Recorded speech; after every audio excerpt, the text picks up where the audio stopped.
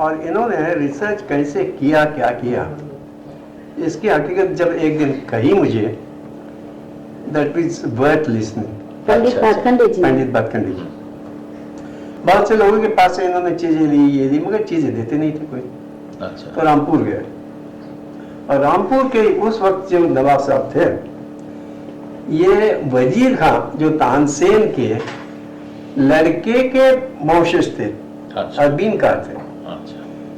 और लड़की के जो वंशज थे वो रबाबी थे, और रबाब बजाते थे। अच्छा। तो ऐसे दो ब्रांचेस थी। और वजीर खान वो इनके इतने बड़े, इनकी शान रखी जाती थी रामपुर में कि दरबार में पुलिस बैठते थे। तो भातखंडे साहब वहां गए, तो इन्होंने बता दिया कि साहब मैं आया हूं, आप तो संगीत गाने वाले हैं, खूब धुपद धमार गाते हैं, सब गवैयों की गवई है, तो मुझे कुछ चीजें चाहिए, ज्ञान चाहिए। तो इन्होंने बोला वजीर खान साहब का डंडा आपको बांधेंगे।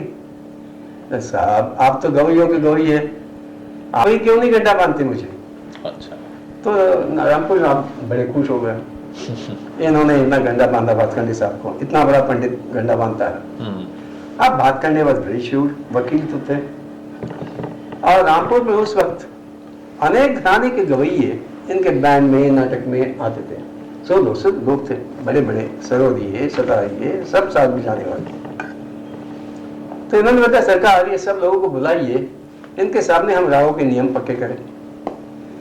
और वो एक अड़ाना लेके बैठे। अब किसी ने एक बतलाया तो दूसरा बोलता था ये नहीं, हमारे बाप ने दूसरी तरह से सिखाया। तीसरा बोलता नहीं, हमारे बाप ने तीसरी चौथी तरह से सिखाया। फिर भातखंडे सबका सुनते थे, करते थे। सरकार ये सबको सुन के मैं एक राय पर आया हूं, और ये आप सुनिए, शायद आपका यही मत होगा, मगर मैं आपको सुना देता हूं। तब इन्होंने बता देना कि गंदा ऐसा आएगा, मध्यम ऐसा आएगा, निचाला ऐसा आएगा, वो ऐसा आएगा। तो सरकार आप बिल्कुल पहचाना आपने, ये बराबर है। तो सब गवैये लोगों को बोल रहे, सबको पसंद है ना। तब अब सब क्या बोले, नवाब के साथ बोले हाँ बराबर है। इस तरह से इन्होंने सब राग के नियम कई पक्के किए। अच्छा। उस वक्त और इनको जो कैसे रिसर्च करना, ये इन्होंने मुझे बतलाया था।